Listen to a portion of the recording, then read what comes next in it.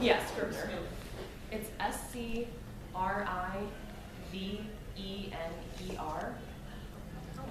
The company is Literature and Latte. That's their website, literatureandlatte.com. They've had some other programs that I haven't used myself, but they have story boarding programs or something. I haven't used it, I've heard they're really good. But I like them because the price is reasonable and their support is amazing. Every time I've emailed them with a question about a technical, hey, how do I do this? They've responded within 24 hours or less. So and they've got online communities, and I love the support. I wish I could get paid to promote them, but I'm not paid. So. Any other questions? Mm-hmm. I could keep going forever. Keep going? Yeah, you just brought up an interesting point about online communities and whatnot. Mm-hmm. Do you find that can be beneficial towards specific the novel writing crowd, or does that feel like more of a distraction, in trying to, It can definitely be a distraction. Okay. Anything online can be a major distraction. I'm part of an online community that has been extremely helpful. It's asymmetrical. They have a publishing house, and they also have a free community online that I've gotten a lot of help. I've met editors. The story consultant and the editor that I work with have really reasonable prices. I met them through that forum. So it is, and my cover designer I met through there too. So they can be extremely helpful, but as with anything online, you've got to watch your time. It's a forum, so you can read all the threads and you can spend hours and hours reading through everything, and a lot of the information is really helpful. And most of it's really helpful, but some of it is, well, do I really need to know this, or should I really be writing my book? So, yeah, they're helpful, but again, you have to monitor your time. Gotcha. Yeah. When did you first start getting into novel writing? Were there a couple of other things that led up to it? Maybe you tried drawing or other creative outlets, and then you're like, I think writing novels is probably a pretty good fit for me. So I've written pretty much throughout my entire life. I never really thought I was going to actually publish anything. It was just kind of a hobby that I did on the side. Mm-hmm. I used to be part of a writing group here in St. Louis. We met once a week physically, and we just did, short writing, poetry, essays, things like that. I went away for a while. I stopped going for a while. I came back, and when I went back, everybody was working on novels that they wanted to publish.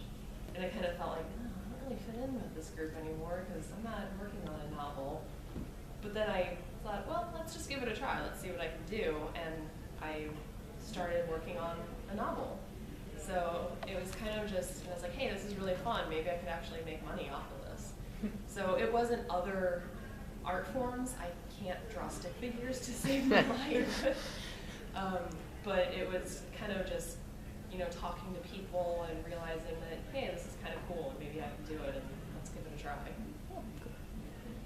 And then I spent several years just still not being serious about it. But, yeah, 2012, I guess, I said, all right, I'm doing it. And I set myself a date and did it. You said that you self-publish. Do you prefer self-publishing, or would you one day be interested in going through a publishing company? It would depend on the situation. Right now, I prefer self-publishing because going traditional is really, really hard.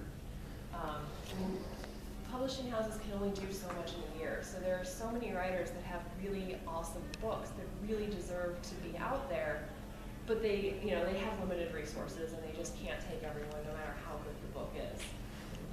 The other thing is, I did try that route for a while, and it's kind of hard because the big houses won't work directly with authors. You have to get a literary agent.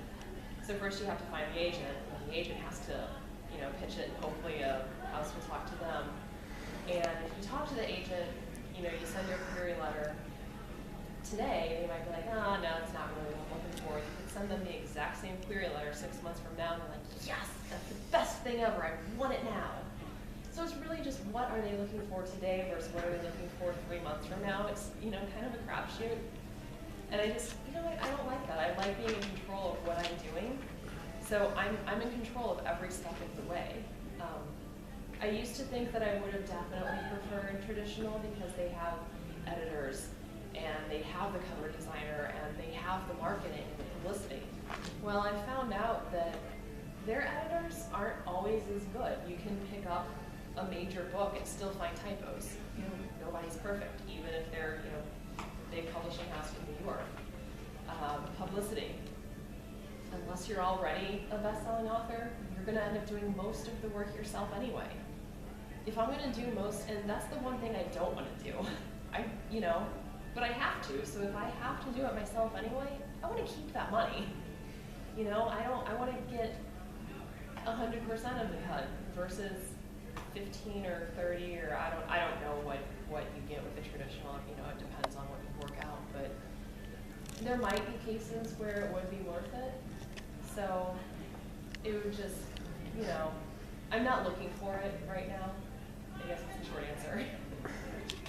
But if it was worth my time, I would. Yeah. Your paperbacks, how did you go about finding like the printers? Everybody knows they have something that's printed, they always will come in Canada. So like, is there something like locally or at least within the United States that print houses that don't necessarily have to go through big houses to get it printed? Yeah, so I use CreateSpace. It's print on demand. It's a subsidiary of Amazon.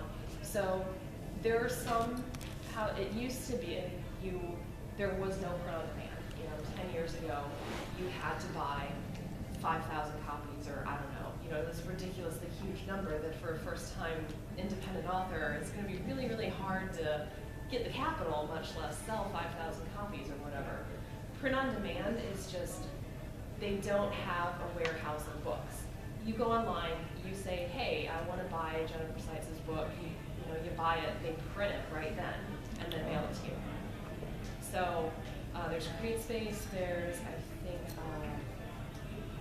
Lightning Source, I think is the name of it, that I want to look into. I think they're really good. Yeah, I haven't looked into that one yet. Lulu is another one, but CreateSpace seems to be the big one that self-published authors use. So when you set it up, you can just go online and upload your files and everything, and you order the proof copy and make sure it all looks good, and then you can order copies at cost. So you can order as many as you want. So like I went online and I bought, like, I think I bought 100 copies of my book that I'm selling here. Or people can go online and just buy one at a time themselves.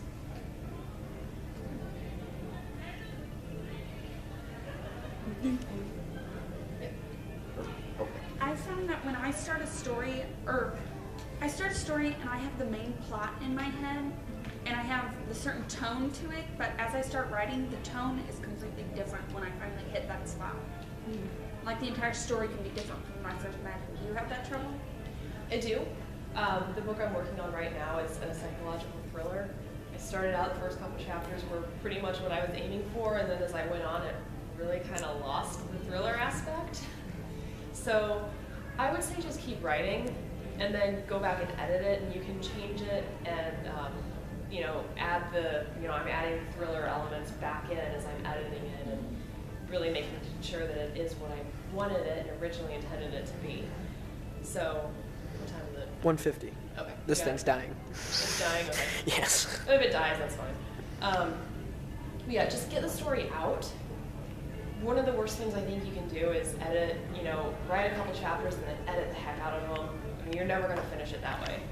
You've got to just get it out, and your rough draft is probably going to suck, and that's okay. Everybody's rough drafts suck, but you have to start somewhere, and then you can really work on little by little perfecting it and making it what you really intended it to be.